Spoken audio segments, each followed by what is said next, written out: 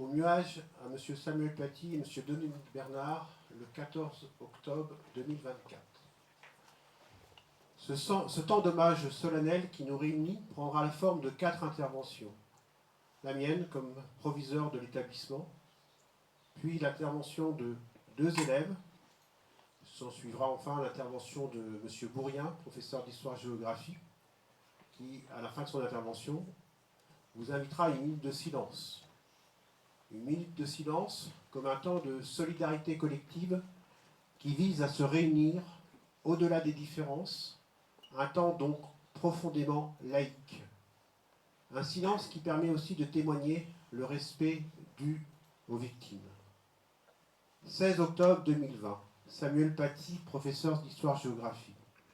13 octobre 2023, Dominique Bernard, professeur de français. À 2 reprises, des professeurs ont été ciblés et assassinés, victimes du terrorisme islamiste. L'éducation nationale et la nation leur rendent hommage, car ils sont morts dans l'exercice de leur métier et pour des valeurs que leur souvenir doit continuer d'incarner. Le terme d'hommage désigne aujourd'hui dans le langage courant une marque de considération, de respect, de gratitude en parole ou en acte. Samuel Paty et Dominique Bernard ont reçu un hommage national car ils méritent la considération, le respect et la gratitude de toute la nation. Au-delà du caractère terroriste de leur assassinat, 2 professeurs ont été assassinés parce qu'ils étaient professeurs. Ils ont été ciblés parce qu'ils avaient choisi de faire de la transmission des savoirs une vocation ou un métier, comme tous les professeurs partout en France. Rendre hommage par ce temps solennel, c'est aussi inviter à poursuivre le temps de l'analyse et de la réflexion en classe, par votre engagement dans les projets proposés, par les temps d'échange constructifs. Par sa vocation émancipatrice, l'école est un rempart essentiel contre toute forme d'obscurantisme. L'obscurantisme, cette opposition à la diffusion de l'instruction, cette opposition à la diffusion de la culture, cette opposition au progrès des sciences, cette opposition à la raison.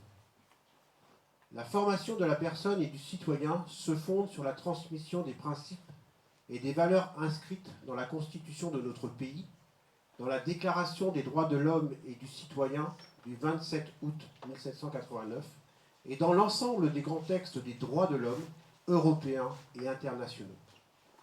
La connaissance et l'appropriation des droits et libertés fondamentales garantissent le respect de la dignité humaine, le refus de la haine et de la violence. Cette transmission, c'est aussi le sens du projet porté par vos camarades élèves du lycée l'an passé dans la réalisation de la fresque sur les valeurs de la République. Puissiez-vous passer devant en vous arrêtant quelques minutes afin d'y rechercher le sens profond, le sens porté par chacun des symboles ainsi mis en avant. On le répétera sans lassitude et avec une profonde conviction, le principe de laïcité, inscrit à l'article 1er de la Constitution française, garantit le respect de conscience et protège la liberté de croire, comme celle de ne pas croire, de changer de conviction et de pratiquer ou non une religion. Comment exercer cette liberté due à chacun et à chacune d'entre nous? C'est cela qu'il faut apprendre. La loi protège la liberté de conscience, et notamment la vôtre, de toute forme de pression, d'emprise idéologique ou de prosélytisme. Afin de vous permettre de construire votre esprit critique et de devenir des citoyens libres, responsables et autonomes, l'école républicaine et laïque, votre école, sera toujours à vos côtés. Merci.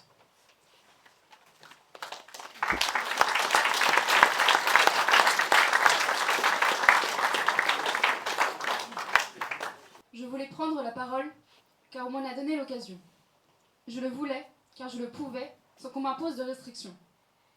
Aucun des mots que je ne vais prononcer ne m'a été dicté. Au contraire, je les ai soigneusement choisis, seule. Et je suis fière de pouvoir dire qu'aucune de mes idées n'a été censurée. qu'aucune rature n'a été faite sur mon papier. Je suis libre et fière de pouvoir m'exprimer, et aujourd'hui, je veux utiliser cette liberté car je me sens concernée. Je veux parler car je suis lycéenne. Je veux parler car je suis future citoyenne. Je veux parler car la liberté d'expression est une liberté fondamentale inscrite dans la Déclaration des droits de l'homme et du citoyen de 1789. Et même s'il me fallait rappeler ce droit, Samuel Paty et Dominique Bernard l'auraient sans doute mieux fait que moi. Mais aujourd'hui, je dois vous informer, car eux ne sont plus là pour l'enseigner. Aujourd'hui, je dois parler, car ces deux enseignants ont été tués pour seule faute d'avoir fait leur métier. Je dois parler, car transmettre son savoir ne devrait jamais être une menace. Je veux parler, car aucun professeur ne devrait enseigner tout en ayant peur d'être agressé. Je veux parler, car aucun élève ne devrait être obligé de limiter ses connaissances. Je veux parler, car les mots sont puissants et que je préfère l'arme du savoir à celle de la violence. Je dois et je veux parler, car je croyais comme tant d'autres que le verbe enseigner rimait avec liberté, égalité, fraternité, et non pas avec assassiner. Je veux parler, car aujourd'hui, cela fait 4 ans et 2 jours que Samuel Paty, professeur d'histoire-géographie, a été victime de cette rime assassine. 1 an et 1 jour exactement que l'histoire s'est tristement répétée pour le professeur de français Dominique Bernard. Aujourd'hui, je veux parler, car ne pas être tué ne devrait pas être un motif pour être tué. Je veux parler en mémoire du 16 octobre 2020 et du 13 octobre 2023, alors que le mois d'octobre pleure ses malheurs. Je veux vous parler, car ces 2 dates nous ont tous concernés. Nous qui sommes élèves, parents, enseignants ou simplement citoyens, posons-nous tous cette question. Que serait la France si la liberté n'y était plus? Quel serait l'avenir de notre devise si le mot liberté n'y figurait plus? Un journaliste au Canard enchaîné, André Guillot, avait prononcé ces mots. Dans la plupart des pays, les citoyens possèdent la liberté de parole. Mais dans une démocratie, ils possèdent encore la liberté après avoir parlé. Si j'écris ce texte, si je parle aujourd'hui, c'est pour rendre hommage à ceux comme Samuel Paty et Dominique Bernard qui vivaient, enseignés dans un pays démocratique, mais pour qui le fait de parler avait des conséquences mortelles. Ces 2 hommes ne se connaissaient pas. Ils enseignaient des disciplines différentes, mais ils avaient un but commun. Comme tous les enseignants, ils soutenaient le savoir, l'apprentissage et la liberté de penser. L'un soutenait cette liberté des mots longuement recherchée par les écrivains, l'autre soutenait cette liberté du peuple qu'Eugène Delacroix avait fièrement peinte. Si j'écris aujourd'hui, c'est pour que la mort de Samuel Paty et Dominique Bernard nous permette de nous souvenir que la liberté d'expression est une chance à ne jamais oublier, à ne jamais négliger et à continuer de clamer. Et je veux parler, car il ne faut pas s'arrêter de le faire à cause d'événements si tragiques, au contraire. Il faut continuer à parler, même si cela peut déplaire. Si je veux parler, c'est parce que je ne veux pas que l'on se rappelle de ces 2 enseignants qu'en raison de leur destin sanglant, mais aussi comme 2 symboles importants. Samuel Paty, liberté. Dominique Bernard, expression. 2 professeurs, 2 hommes, 2 noms et une valeur de liberté que nous promettons de ne jamais, jamais oublier. Merci.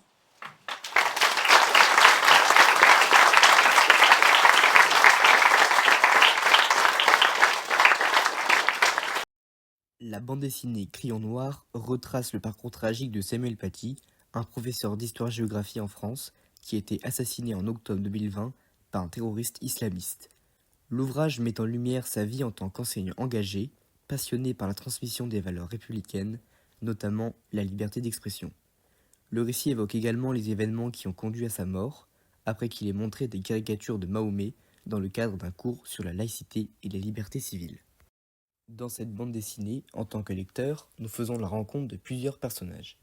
Il y a dans un premier temps Samuel Paty, un enseignant d'histoire-géographie, passionné par son métier et par la transmission des valeurs républicaines. Il est issu d'une classe moyenne et se distingue par son engagement pédagogique. Il est décrit comme bienveillant, sérieux et dévoué à sa mission éducative. Ses goûts sont nombreux, il apprécie la littérature classique et la musique contemporaine, ce qui fait de lui une personne ouverte d'esprit. Tout au long du récit, on comprend qu'il est respecté des collègues et apprécié par de nombreux élèves. Les élèves de Samuel Paty jouent un rôle important en tant que récepteurs des leçons du professeur, sur la liberté d'expression et également sur la laïcité. Certains sont bienveillants, d'autres réagissent différemment, ce qui va contribuer à l'engrenage tragique du récit. Il y a Abdullah Anzorov, l'antagoniste du récit. C'est le terroriste assassin, il représente l'extrémisme et la violence, ce qui est contraire aux idéaux de liberté et de laïcité que Samuel Paty défendait. Nous pouvons nous demander si Samuel Paty pourrait porter le titre de héros. D'un côté, oui, il a défendu des valeurs fondamentales de la République française, la liberté d'expression et la laïcité, dans un contexte où ces principes étaient contestés. Il a courageusement enseigné des sujets sensibles, malgré les risques. Mais si on a une approche plus neutre de l'histoire, non, Samuel Paty n'était pas un héros, c'était un enseignant dévoué qui accomplissait son devoir professionnel en se conformant tout simplement au programme de l'éducation nationale. L'assassinat de Samuel Paty s'inscrit dans un contexte de tension autour de la laïcité, de la liberté d'expression et de l'extrémisme islamiste, intensifié après des attentats comme celui de Charlie Hebdo en 2015. En ce qui concerne le contexte politique, cet événement a relancé des débats sur la laïcité, un principe clé de la République française. L'événement a également soulevé des questions sur le rôle des réseaux sociaux dans la propagation de discours haineux, et également sur la radicalisation en ligne. C'est en décembre 2021 que se produit l'application d'une loi portant sur le renforcement des mesures contre la haine en ligne et l'extrémisme religieux.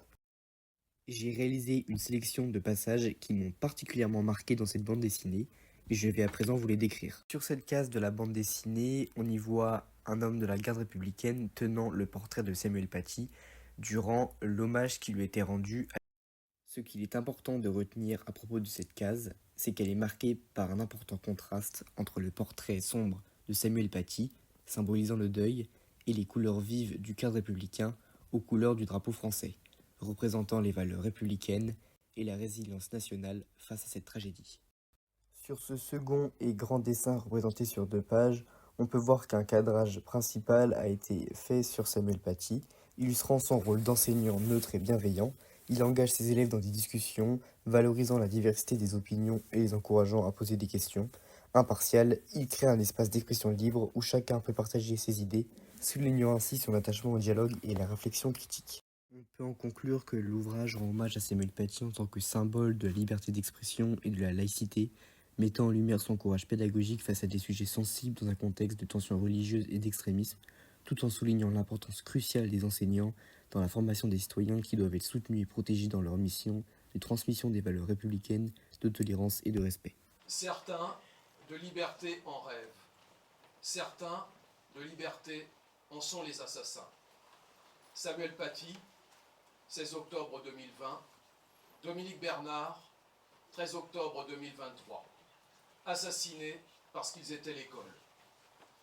Certains de liberté rêvent de liberté incertaine. Samuel et toi, Dominique, rêveurs et 2 professeurs. Des vies envolées, à jamais volées. La lame était tranchante, la main fanatique sanglante. L'automne est là, la mort est là, mais la vie aussi, ce n'est pas fini. La République, les lettres et l'histoire, enseignées pour transmettre l'espoir. C'était plus qu'un métier, c'était votre destinée. L'école n'est pas facile, l'école peut ennuyer, mais l'école est ouverture, l'école est liberté. L'école aide à s'émanciper. C'est cela que détestent les obscurantistes. C'est cela que détestent les fanatiques. Croire ou ne pas croire, c'est la liberté de chacun. Croire ou ne pas croire, c'est la liberté de tous. L'école aide à s'émanciper. Imposer ses croyances, c'est la dictature. Imposer ses croyances, c'est la mort. Liberté, égalité, fraternité sont une promesse. Dominique et Samuel voulaient la faire vivre. Il ne faut donc jamais abdiquer face aux illuminés, mais toujours les combattre sans relâche. La liberté n'est pas un acquis. Il faut apprendre à la protéger, il faut apprendre à la faire grandir. En 2020, nous avions planté un arbre en hommage à Samuel Paty. Cet arbre est le signe de la vie, le signe de l'espoir. Il a pris racine dans notre lycée comme un idéal. La République s'apprend, l'éducation civilise. Elle puise dans notre histoire, dans nos êtres, une promesse, celle d'une société ouverte, offrant à chacun dignité et respect. L'arbre est fort, l'arbre est puissant. Pourtant, il peut être abattu par une tempête. Mais ce n'est pas un être isolé et impuissant. Ses pollens courant dans le vent lui permettent de donner naissance à de nouveaux arbres. Samuel et Dominique sont cet arbre. Dominique et Samuel sont ses pollens. Une promesse pour aller de l'avant. À nous de devenir leurs fruits. À nous de former une communauté citoyenne. À nous de former une communauté de valeurs. À nous de former une communauté de destin. À nous, à vous, de faire vivre la liberté d'expression. À nous, à vous, de faire vivre l'humour et le rire. À nous, à vous, de faire vivre la tolérance. Je vous invite donc à une minute de silence maintenant, en la mémoire de Samuel Paty et Dominique Bernard.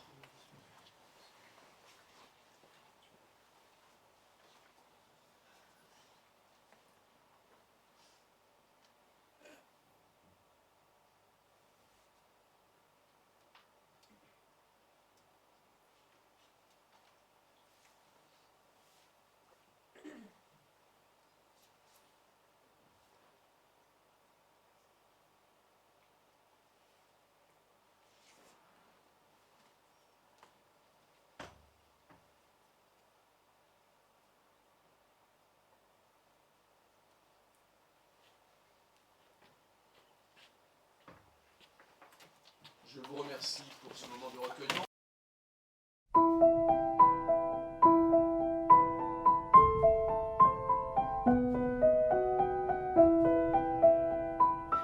Ils étaient des sourires, ils étaient des sanglots, ils étaient de ces rires que font les chants d'oiseaux.